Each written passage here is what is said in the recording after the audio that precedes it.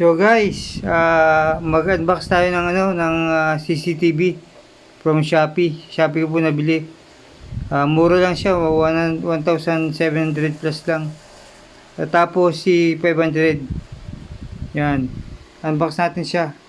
Pakita ko sa inyo kung anong laman ng box. Tapos si 500. Subok na kasi ito eh. Yan, manual. Kasi may dalawa akong tapo dito na isang taon na hindi nasira. Yan. Ito yung kanyang tapo na CCTV. Yan. Malaki siya, malaki. Malaki. Yan, ganda na, ganda. Gumagalaw siya. Yung bracket, power supply. Power supply yan. Ito yung bracket niya. Para pag finish niya sa wall, sandali lang. Ano pa? Tox yan, tox. Sa pader. Wala na, yun lang naman yan. So, SD card. So, kailangan compatible yung SD card nyo. Huwag kayong bibili ng peking SD card, hindi siya babasahin.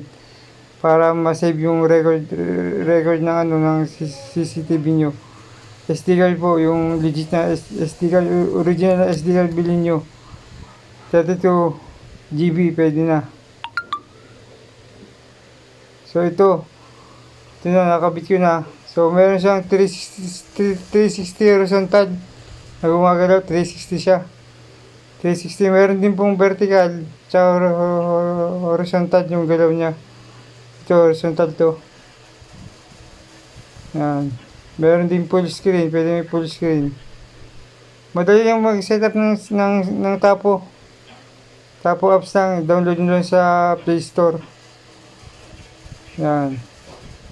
Sa araw ito, sa gabi. Sa gabi naman pwedeng black and white, pwedeng color, depende sa setting ng video nyo. Ito black and white to. Black and white, pero pwedeng color dyan. So, black and white setting yan. So, ito na yung dito ko kinabit Gumagalaw siya 360. Umiikot siya 360. Umiikot siya 360. Saka meron ding vertical. So, yun lang guys. Sa comment section, yung link ng Shopee. Salamat!